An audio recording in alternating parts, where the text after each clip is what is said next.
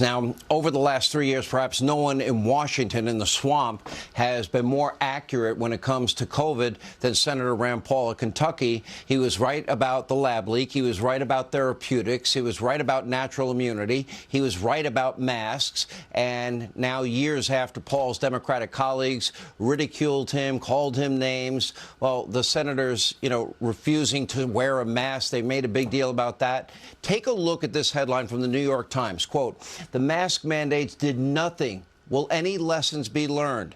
Citing an Oxford-trained epidemiologist, the article reads, quote, "There is just no evidence that masks make any difference, full stop." But it's not just the New York Times. Here's Biden's own COVID-19 response coordinator. Take a look at this.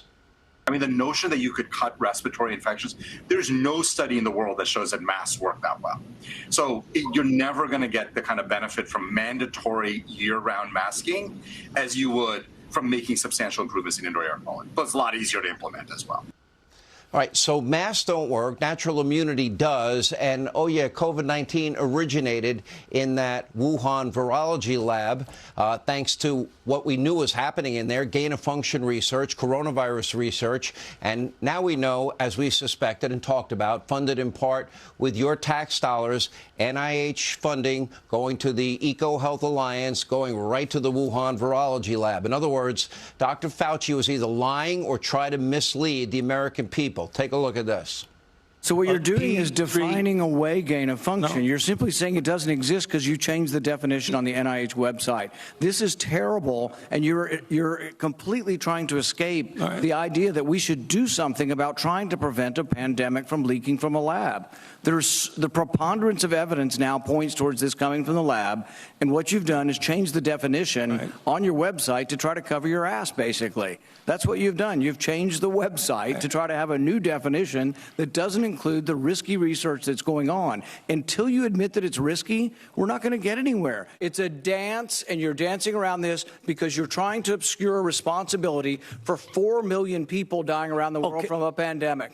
And let's let Dr. Fauci. I have to. Well, now you're getting into something. If the point that you are making is that the grant that was funded as a sub-award from EcoHealth to Wuhan created SARS-CoV-2, that's where you are getting. Let me finish. We don't know. Well, wait a minute. It did come from the lab, but all the evidence is pointing that it came from the lab, and there will be responsibility for those who funded the lab, including yourself. I totally This committee will allow the witness to respond. I totally resent the lie that you are now propagating.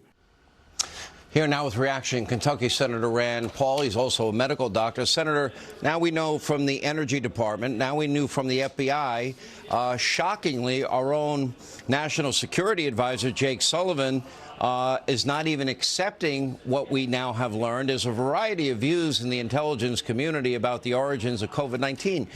You had been out there saying that Dr. Fauci was lying and that it did, in fact, American money was a funnel from the NIH to the EcoHealth Alliance to the Wuhan virology lab, and didn't we know that gain-of-function research and coronavirus research took place in that lab? Without question, and it may have been one of the greatest cover-ups in modern medical history. It will also go down in history as probably one of the worst decisions that any government bureaucrat ever made. When Anthony Fauci made the decision to fund dangerous gain-of-function research in Wuhan, under the auspices of an authoritarian government, this decision was one of the worst decisions ever made. And there's been a cover-up ever since the very beginning. You can go back and see the emails between him and Francis Collins, who is head of NIH, them conspiring basically to cover this up. But now we have a mountain of evidence. The problem is much of it is classified.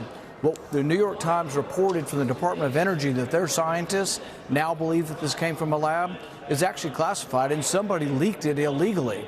But I've been saying ever since the controversy came up with Trump and classified documents and Biden and classified documents, I've been saying we overclassify things, and it makes it hard for me to discuss, to convince the public, mostly Democrats, that we need to do something about this.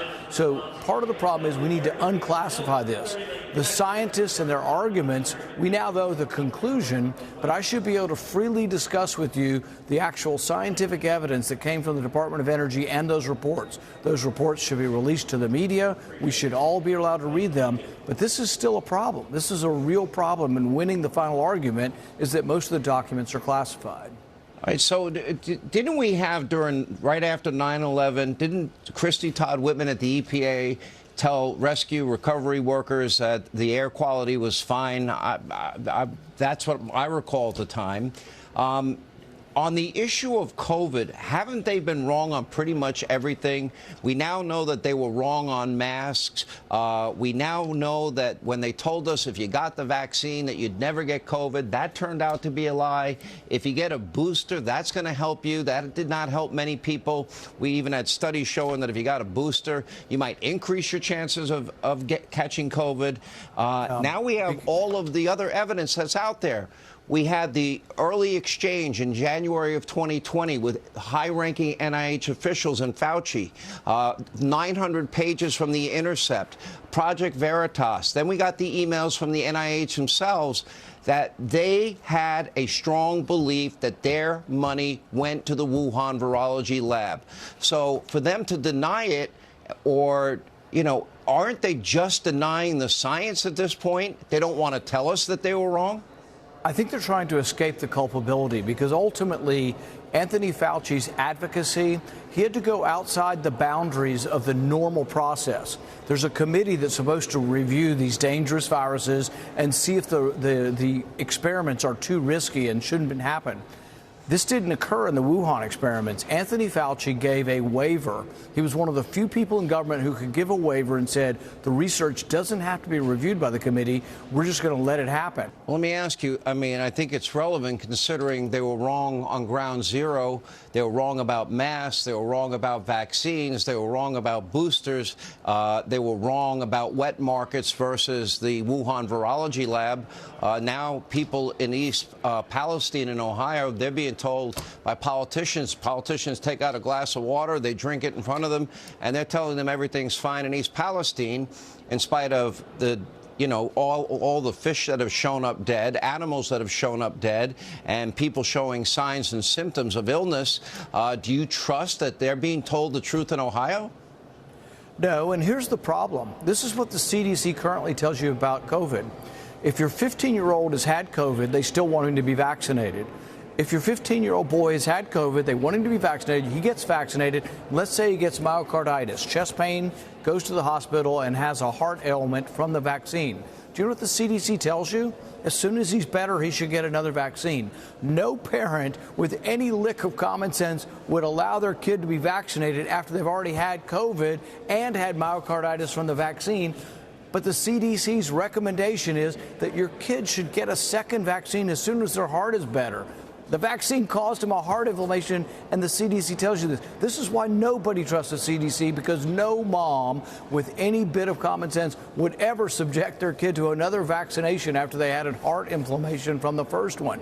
This is how idiotic these people are and how moronic. They have destroyed trust. They are the ones that have destroyed trust in vaccines and everything else because they're really telling you stuff that's obviously not true, and you shouldn't take their advice.